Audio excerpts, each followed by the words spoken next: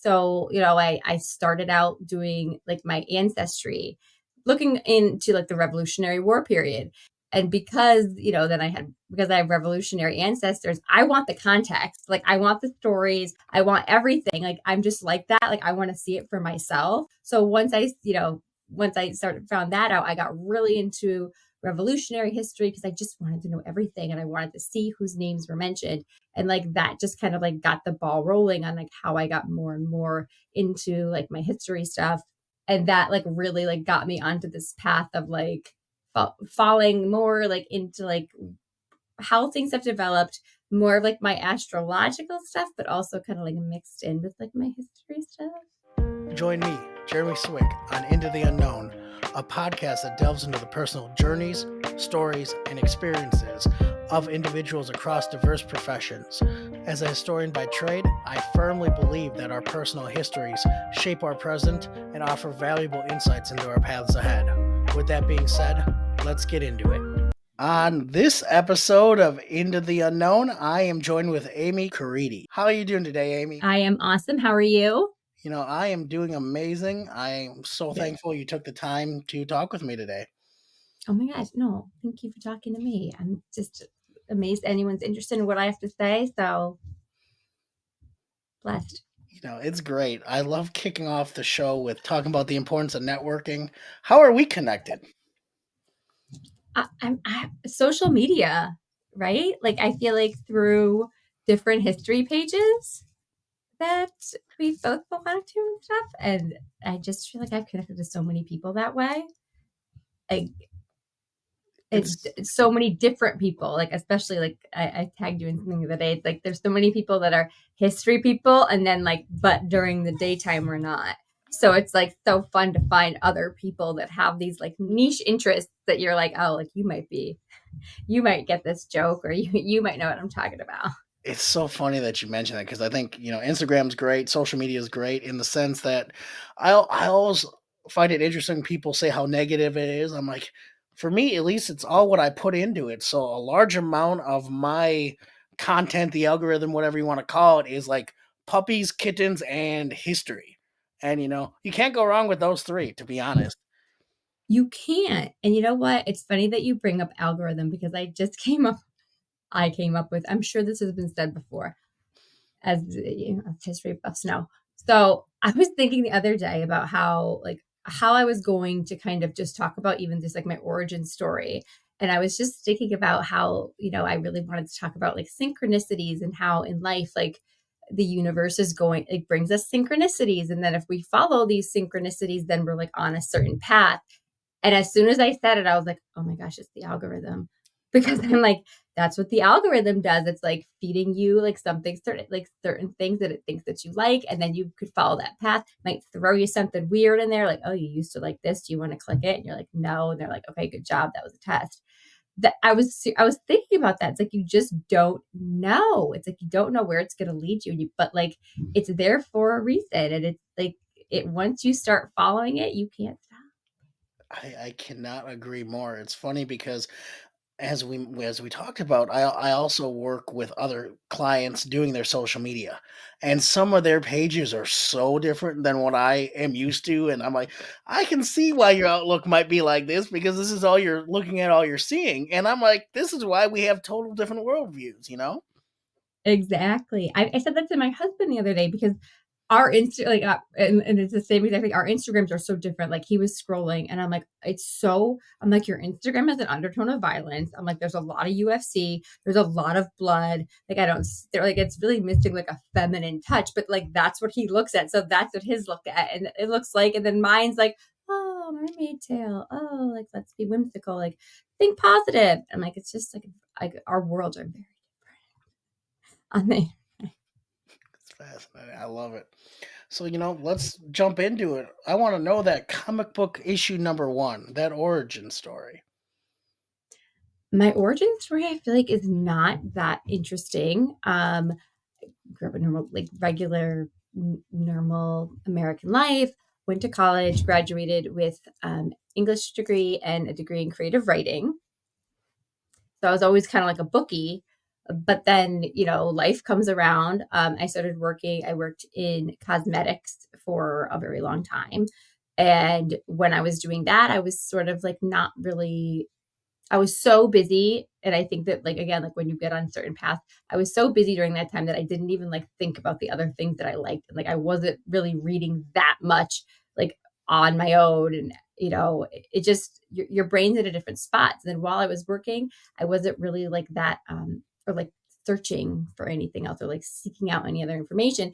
And then once I was done working and I had my kids and then COVID happened, and I was always into like astrology and stuff and certain things. I just had so much time that I was able to like dive into like some of the things that I was interested in. And like I said, like just like following like synchronicities is just kind of like how I get into like the different parts of history that I like. So, I started out doing like my ancestry, looking into like the Revolutionary War period. And because, because I have revolutionary ancestors, I want the context. Like I want the stories. I want everything. Like I'm just like that. Like I want to see it for myself. So once I started found that out, I got really into revolutionary history because I just wanted to know everything and I wanted to see whose names were mentioned. And like that just kind of like got the ball rolling on like how I got more and more into like my history stuff. And then that also led me down another rabbit hole, which I was always kind of interested in astrology. But in a book I was reading, a French, like 18th century history book, maybe 17th century actually, it was about Saint Germain. And I was like, there was like one small mention. And I was like, I got to find out about this. It's this time traveler. I'm going to find out about it. So I like just like immersed myself in all of these books because I wanted to find out like where this man came from. And that like really like got me onto this path of like falling more like into like how things have developed, more of like my astrological stuff, but also kind of like mixed in with like my history stuff. But that's kind of like my origin story of how I got to where I am, like on social media, I'll say. You mentioned you had some Revolutionary War ancestry. Mind sharing that with our audience? Absolutely. So the things I love to talk about. Um, so I started doing my ancestry, like DNA, on like my ancestry DNA type situation. And on my maternal side of the family, I realized was like, because I was always like, what am I? Like, what am I? And then when you're in school, they're always like, well, what are you? You're going to do a project on what you are and where you came from. And if you're like American, you were kind of like in the class, like at the time, because when you're a little kid, you're like, oh, they have an interesting culture. They have an interesting culture. Oh, I don't have culture. I got corn. So when I remember there was one time when I was very young, and I remember doing one of those projects, and my mom had said, she mentioned like Lafayette, because I was, American and French, and she was like, and they had given me America, and I was like, what am I? I don't want to get America. And my mom was like, well, you could do Lafayette because he is like French and American, and she was so smart, and so like that was like and I thought I was so, like really getting one over on the teacher, being like, oh, look what I did, but it was, she was always super into it. And like that was always like there in my head. So then when I did my ancestry DNA and I was like, okay, like this is something like my mom knew about it. I'm like, there's something here. So when I started like digging deeper and deeper, I was like, oh, okay, like I have a lot of revolutionary family because like her family line was so old. Like we're Mayflower descendants on her side, which is super interesting. So I just like started going down the line and I was like, mom, like we have a lot of patriots in our family. I was just like so intrigued. And his name is William Butters. He was, I have a couple. One of them was William Butters, who was one of the founders of Wilmington, Massachusetts.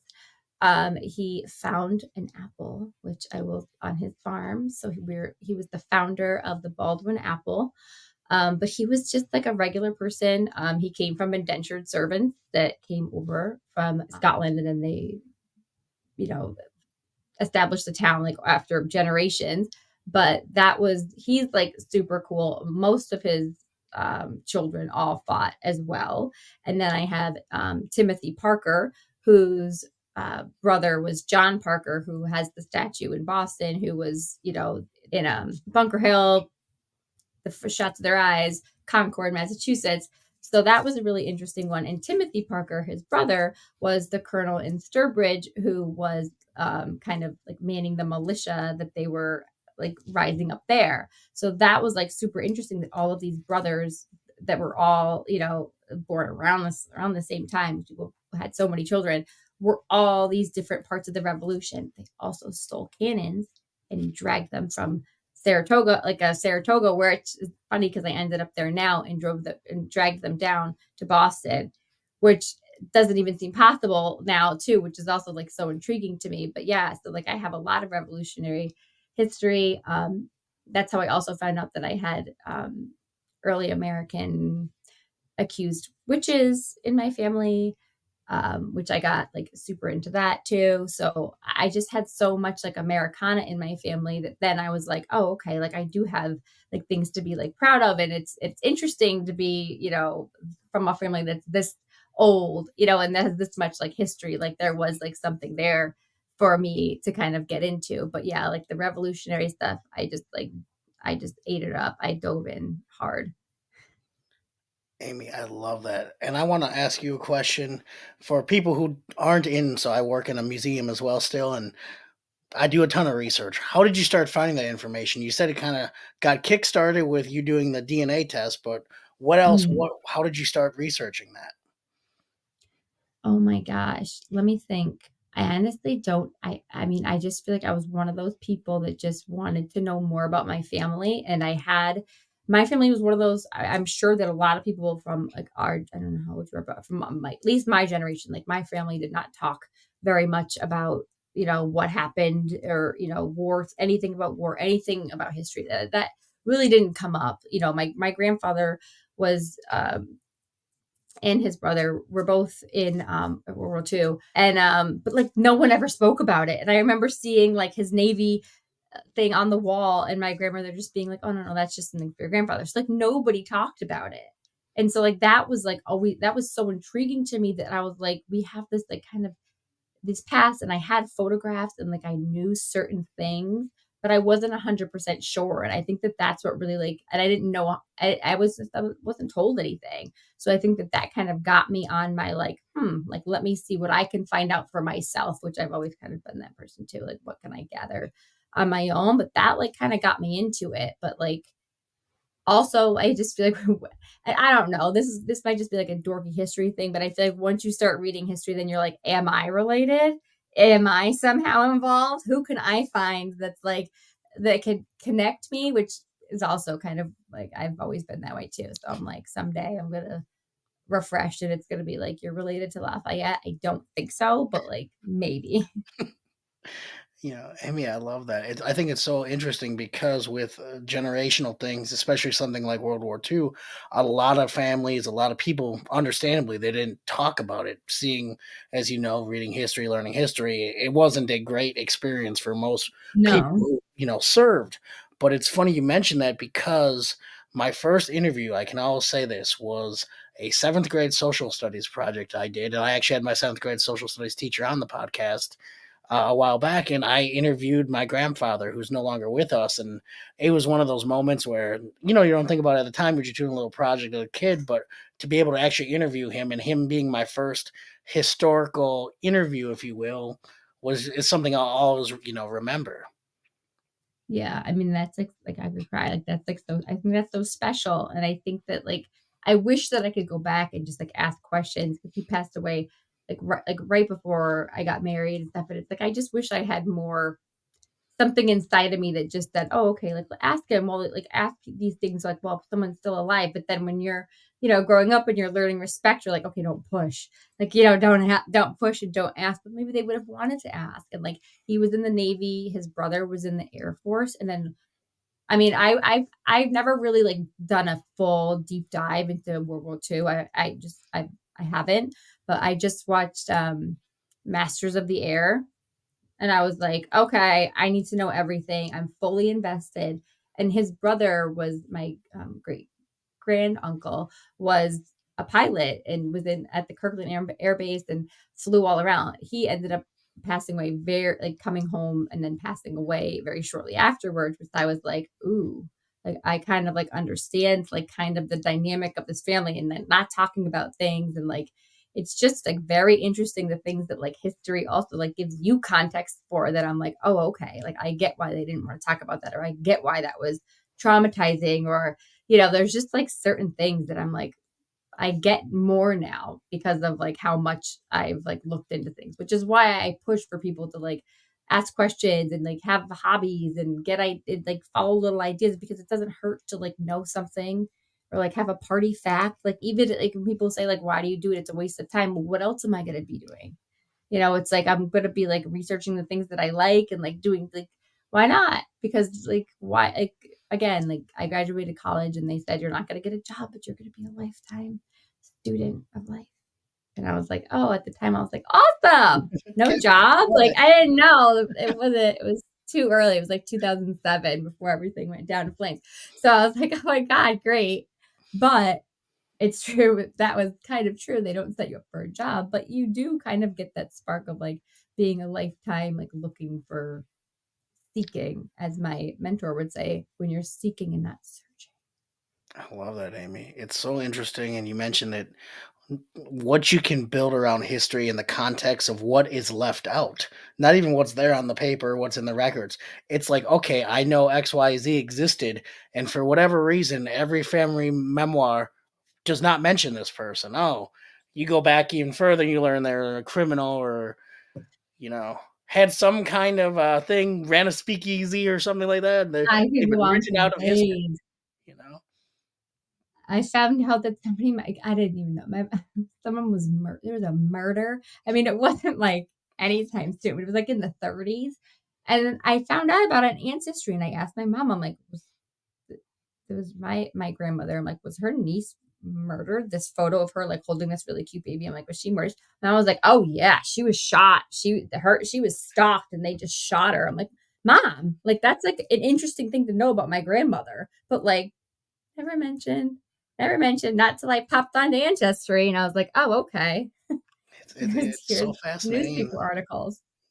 As the So family doesn't strange. mention it because it's either a story that they've heard a thousand times, so it's not even relevant to them, or that they don't want to talk about it. I feel like it's Right, one of or the like, two. They're just like, oh, offhand, yeah, she, you know, "Oh, yeah, that she's murdered." I'm like, "Oh my god, okay, cool." Like, what else am I gonna find out? But you never know, so it is an interesting thing to do, and I think it's important for everybody to do it at least a little bit to, like, look into where you're from and what what the rituals were of the people who came before you and just like exploring anything you have a question about. I just think that that's like so important that a lot of people just like forget about doing now, especially with like social media and the doom scrolling and everything else. I'm just like I just started like thrashing against that. Like I feel like after COVID, or I don't even know when it was, but I was like, I just can't do it anymore. And it just seems so like a waste of time. Like I'd rather, there's just so much life. yeah, I'd rather waste my time in quotes, of Right. course, learning more about history or learning about Right. Like the Butters apple. the Butters apple. I planted one. I don't tell my story. I got one. It was originally the Butters apple, and if you go to the monument, it says Butters, and then it says then Baldwin. But I did find when I planted it in my yard, I'm hoping that I'm like seriously hoping that it lives because my dogs have tried to dig it up. But I was like, this is something that like things you should do. Like, oh, I'm gonna plant this tree. It connects me to my ancestors. So it's like just like an interesting thing that like gives you like I don't know, gives your life a little bit more meaning. So, it's so interesting. So I was adopted. I was born in Guatemala. And so that's been, I think, a perpetual quest learning more about my history. I learned that in 1954, the US and CIA and the United Fruit Company overthrew the government to save money basically on bananas. And that became the Chiquita bananas. So I was born in a banana republic. About 6 years later, it started a 36-year civil war. I was born in year 31, so 91 of a 36-year Civil War, and that's how I got here. And it's weird because it worked out very well. I'm very fortunate in that sense, but learning that history, and I mean, I remember doing a project. You got to again pick whatever you wanted, and these are declassified CIA documents from 2003. Like 10 years later, they're, oh yeah, we did that.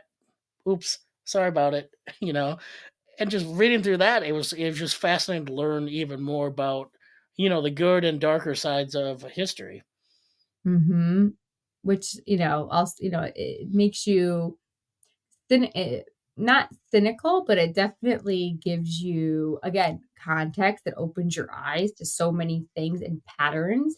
Like when you see things going on now, you're like, oh, okay. Like when you see the government like hiding certain conflicts and things like that. And you're like, I had no idea that they were taking down small militias around the country, like during certain periods of time. And it's just like, when you think about that, you're like, what else? Like, what else don't we know? Like, what else is in somebody's diary that they are wiping out of history that's kind of a big thing, kind of like a 37-year revolution. And, God, it's just like, sometimes it's just mind blowing. It really is. And it makes you, again, like I question everything now, which is like, annoying to a lot of people, but you gotta, once you start finding out stuff like that. It's hard to, put everything back in the box, and I don't think mentally you can do it. Exactly. I always tell Exactly. people history doesn't repeat itself, but it looks very, very familiar. Super similar. I say something just like that. Like, this reminds me of a time. As You I know, say all the time to my husband, because it's true. It's like, I'm like, that doesn't look familiar to you. Like, I mean, it does. And if people don't break it, which I also feel like is a human thing, but it's like, if you don't break it, you're gonna keep seeing it. It's just like the algorithm. It's gonna keep showing it to you. So change it out. it really is. I think it's interesting because anyone who knows history, you kind of have that starting point where you first look into it, and then it just becomes more and more, and then it's different. And then I feel like it comes and it goes sometimes. You're like, I'm like super interested in this right now, but tomorrow I started looking at something else, and now I'm super interested in that. And that's why I have the library that I do. Right, exactly. Like that's how I feel. It's kind of like, but again, like following like those, like almost just like how you love like a human interest story. Like that's what I kind of find throughout history that I like. And even if it's not somebody that's necessarily like a super popular historical figure, but maybe someone that just has a little like there's like a little bit of interest there. If I like see that person's name, like then I'll go and look into them, and then I'll get like super into them, and then I'll get super into like their friends. Like one time I got super into like William of Orange and like all these different things. And I'm like, I just like want to be with like those friends for a little bit longer. So I'll like read more and more. And then after a while I'll be like, okay, and find something else in that book. Or like from Napoleon, which, before the movie came out, I was already like pretty well versed. And like that's how I started getting into like Egyptian history, because then I was kind of into that. But then when I was like, oh, Napoleon is the one that like just happened upon Dandara. And I was like, okay, well now I have to go look into that. So just like really weird, interesting stuff. As a kid, what did you grow up reading? What were you into? Because obviously you went to school for something very, hand in Right. hand, if you will, even though you didn't get into it right away. Right. Like in school, because I did, English, it was very much, I mean, all the classics, anything like that, was for school. I always had to read for college. I mean, I read like, I read a lot of stuff. When I was a kid, I mean, I'm a Pisces. I mean, I don't know how much you know about astrology, but I'm a very like fantasy type of girl. So like when I was growing up, it was always like, mm, I loved like Jane Austen, and I loved like, I mean, anything romance, honestly, but like a fantasy romance, give it to me. Like give me like oh wait, there's a few weird ones. It's like the Hounds of Morgan. Like there's a few strange ones that I liked, but like I really loved like, I won't even lie. I guess I'm old enough now to be like, okay, I loved like Harry Potter. Like I loved like anything that was like in the Harry Potter realm, or like not off the top of my head can I think of it, but so many that are like that. The Harry Potter realm. I was super into like, let me think, child, like, that's not child, that's like college, which is embarrassing. But like even the vampire one that now is escaping me. You Twilight? know what Twilight. About it. Couldn't like in college, like so embarrassing, like can't stop, won't stop, like went to the store and just like I just bought it. And then luckily I was late to the game. So then I got like 2 books and I was like, okay. But I was always like into these like fantasy books. It wasn't until I was older that like I like just started to love nonfiction, nonfiction because I just was like more intrigued when it was a real person. But yeah, that's definitely true. I mean, as a kid, there was a few random ones like I got super into the Wright brothers. It's just not like it just doesn't feel like it should align. But that was But like it's maybe like a third grade book that I read, and I was into the Wright brothers. I was into aviation. Like I don't know what that was about. So it was there that I was going to be into it, but it took me a while to like really know that like, oh, I love this. no, I love that. It's funny because I grew up reading. I remember as a kid having to do those summer reading programs, and if you read X amount of pages or whatever, you got free tickets. For us, it was the Milwaukee Bucks because they were really not good at that time. And my parents wanted me to be made us be honest about it, so I actually had to read it. But they said you could read whatever you wanted. So me naturally, I gravitated towards sports and more particular autobiographies of my favorite athletes and of course, that brings a lot of useless information, sometimes probably focused on that more than school.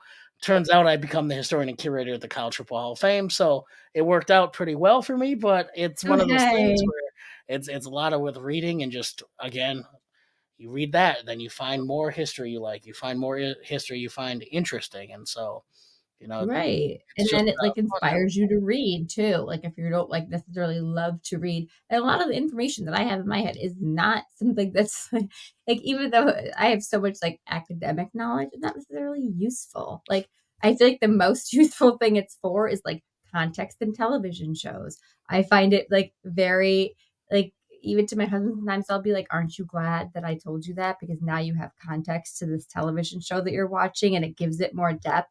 Like I feel like there's a lot more of that, but even somebody who reads, like the biography of their favorite athlete, which like my husband's super into sports too. He loves like Tiger Woods. Like even something like that, it's like inspiring you and you followed your bliss and like what you really like.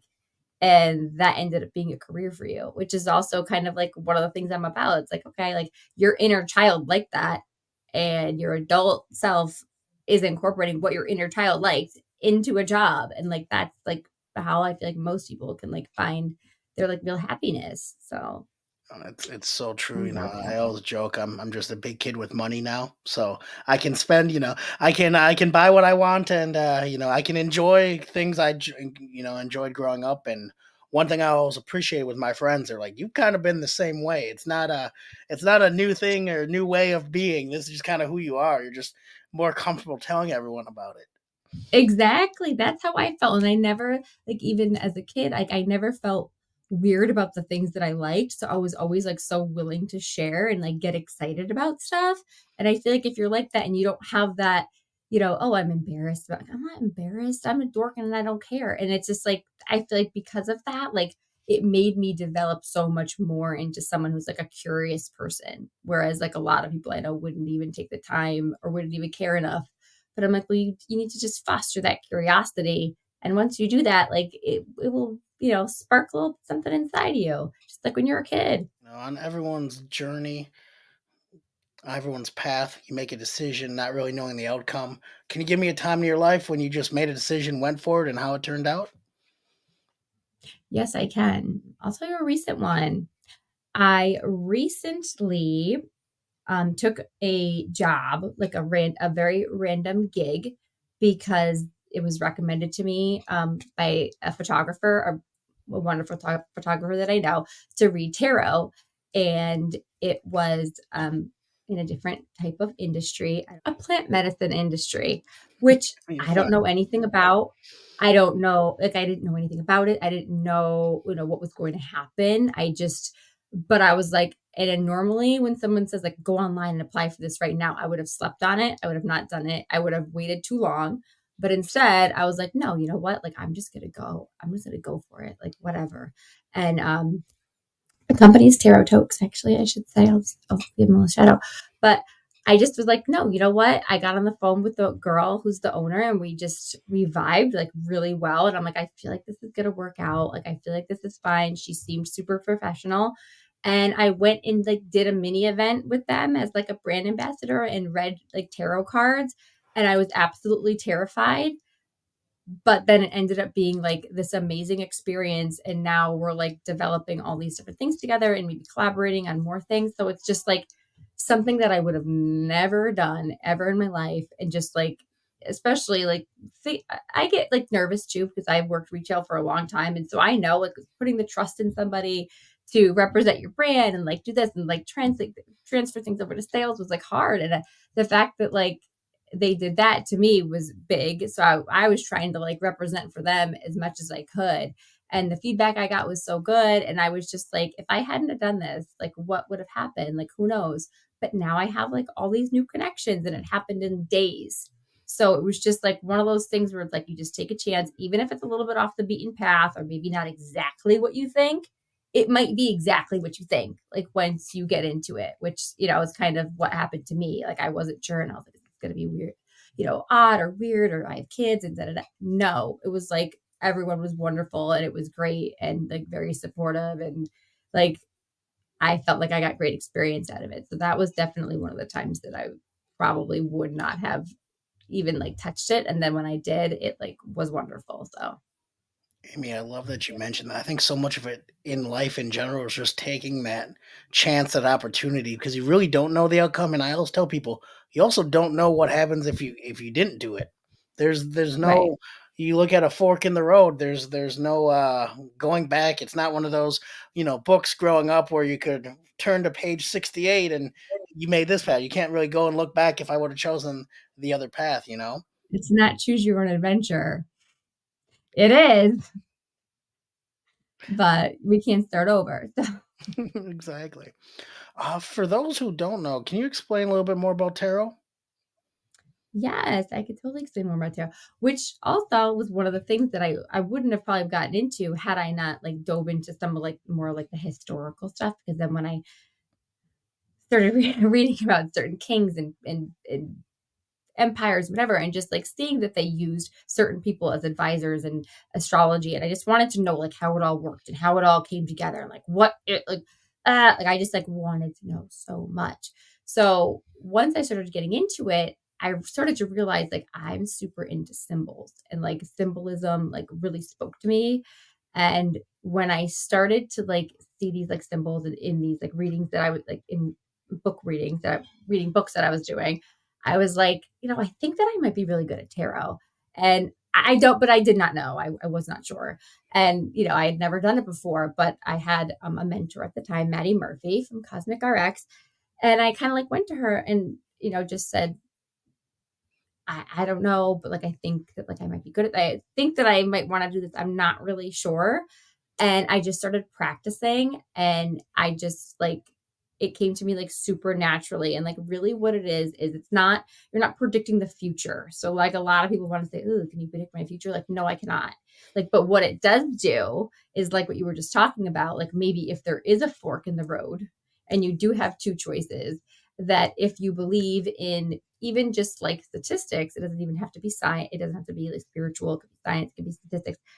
What you pull can help give you guidance into what direction to go in, and then from that you can make the better decision. So like that's really what tarot was made for, and which is why like the symbols on all the cards are pretty much like universally translated. So even if you don't know anything about tarot, or you don't know anything about what the cards mean or what they're supposed to mean, you could read tarot just by looking at the picture on the card and saying, okay, well, this person's getting stabbed a million times, I think they're dead. So it's like, okay, negative. Like there's like so many things that you could do without even having to know anything about it, which I really liked. And so then as soon as I picked up the cards, I was like, okay, like I get this. Like I get these symbols, like because of the context that I've been seeing them so many places. That's what really like got me into it. And then yeah, I mean that's basically it. That's fascinating. I know very little, and so that makes a lot more sense because I have seen the images, and I'm like, oh, he looks happier. As you mentioned, he looks dead. It's one of those Right. things where I guess for me that makes that kind of made it click a lot more just now. Right. It's like it's one of those things where you're like, oh, okay. Like you think that it's gonna be so much deeper. And it does. And it can be as deep as you want it to be. It's just like history. It could be as deep as you want it to be. Just like sports, it could be as deep as you want it to be. It could be watching the game, but it could also be finding out about the players, and it could also be finding out the players' personalities and all their history. Like the same thing about tarot. It could be just reading the basic image, or it could be reading the basic image and what it means to that person, and then what that person, so it's like it can go deeper, but I feel like that's kind of the way everything is. Like we can kind of compare that along the. I love that, Amy. What are you reading now? What are you into right now? Ooh, what did I just? Well, I just finished A Short Walk Through a Wide World, which I I liked, but I didn't like. I didn't love the ending because I'm older, so like I like the wrap up. I like a good happy ending. I don't like these realistic things they're trying to force upon us now. I'm just no, I don't want to know. Like I want it to be happy, people to end up together. I just fit. Where did that go? Oh, it was just right here. Oh, I just finished another Madame de Lafayette, Adrienne de Noailles book that I found that I had to, again, doing the like extra context. I'm like, I just need to find more stuff from her point of view, and like the women, I just need to find more and more and more because there's certain people that'll say certain things about certain historical figures. Again, you're molding that are molding it, and I'm like, that doesn't feel right. Like, oh, they never had a mistress. I don't believe you. Like that doesn't seem right for the era. So like I like to do that. So I did just finish up that, which is kind of like I'm all set with. I'm kind of like I feel like I'm open to like a new series, like a new good series or something. Like that's kind of what I'm like craving. I read a lot of like history books, a lot of like Egyptian type like history and like ancient books like that. So now I'm kind of dibble dabbling out of that and more into like fiction, I think. You need a good balance. Hang on one second. Right. All right. I need a good cheesy vampire every now and again. See if I can find it. That would just be too. You have so many bobbleheads. It's absurd. So, fun fact: I am a member of the Bobblehead Hall of Fame in Milwaukee. I respect that. I appreciate it. I can't find it, of course. Where I is only have a few. Justin? You said you just have a few. I only have a few and they're out of view, but I even found one of Lafayette, which is super funny. From like I think it's probably from Lafayette College, but I found one of Lafayette that I bought off of eBay, and I'm like, oh, he has a mug of beer. I'm like, I feel like this is, but it's from a college. But I'm like, Still want it. I still getting it. So So, title of the podcast: Into the Unknown. What into the is your unknown. unknown? What are you working on? The unknown. Right now, I am working on my own oracle deck. So I'm working on like a kind of like tarot, but you can kind of pull each day. You don't necessarily have to like do a whole spread, but you can get like a vibe for the day. I just started working on that, so that's kind of cool. That should be coming out in like a month or so. We're trying to roll it out for. But that's kind of like my biggest project right now. I'm and then kind of like working more with tarot tokes, I think is kind of like going to be something I'm going to be doing more in the future, and not necessarily any the retail side, but more of like the design side, artistic side. I don't know, there's a bunch of like interesting projects in my future, but I've kind of like pivoted because of certain experiences, but like it's all been super positive. So I mean, I love that. If people want to learn more about what you're doing, where can they find you on social media and learn a little you can history? find you can find me at AmyV95 on Instagram. Um, for now, I'm going to be adding more soon, but for now, you can find me there. You can find um, Maddie Murphy, my mentor, at Cosmic RX on Instagram, or at the Maddie Murphy at Instagram. And then Tarot Chokes is Tokes.tarot. Yes, on Instagram, which I'll put below. Well, Amy, I just want to thank you again for taking the time to talk with me. To be honest, I could talk history for literally like another 6 hours, and this could be like a The Ken same. Burns-esque podcast. But No, I don't same. know if I'm like, anyone you can want me to handle take my books out? You want me to take out my bobbleheads? Like, what do you want to look at? Like that, I get like that, and so that's why it was. It's just like so funny because like these types of things, it's just so easy. And I'm like, if someone goes on a tangent, I will go right with them. So like, it's so like I'll make notes of like how I want to tell my story, but it's like no, I could just just go out with the the window. wind I'm type of just like, oh thing. no, this thought has caught my head. You know. Yeah, no, it was so awesome. Thank you so much. I We'll hope talk there's good soon, contact and for you. I can't wait to release this episode and just share more of your story. I know, I can't wait. Hopefully it's a good one. Hopefully it's simple. That was another fun episode of Into the Unknown. I truly appreciate you taking the time to listen. And if it provides you any value or entertainment, I would love if you shared it with others, liked, subscribed, and really just help the podcast grow. Again, tell a friend, tell a foe, just anyone who might enjoy hearing some stories of people's own journeys and what got them to where they are today. Till next time.